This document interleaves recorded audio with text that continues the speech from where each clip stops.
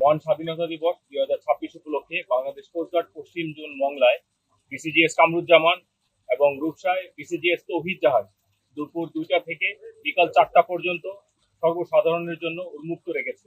আজ দুপুর 2টা থেকে জাহাজসমূহ পরিদর্শন করতে উক্ত এলাকার এবং আশেপাশের উল্লেখযোগ্য সংখ্যক নারী, পুরুষ ও শিশু আগমন করেছে, যার মাধ্যমে জনগণকে আমরা কোস্টগার্ডের জাহাজ এবং কার্যক্রম সম্পর্কে ধারণা দিতে পেরেছি। কোস্টগার্ড জাহাজসমূহ সম্পর্কে মানুষের কৌতূহল এবং বিভিন্ন প্রশ্নের জবাব দিয়েছেন আমাদের জাহাজের দায়িত্বশীল কর্মকর্তা এবং নাবিকগণ।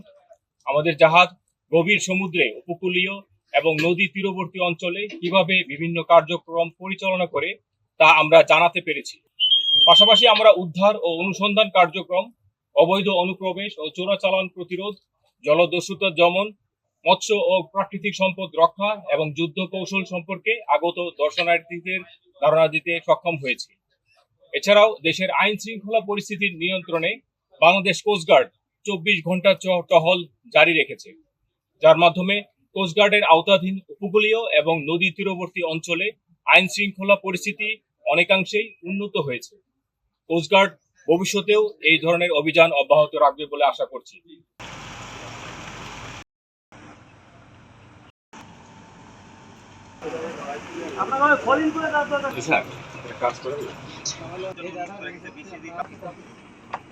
এই রোদ্রে এমনি কষ্ট হচ্ছে।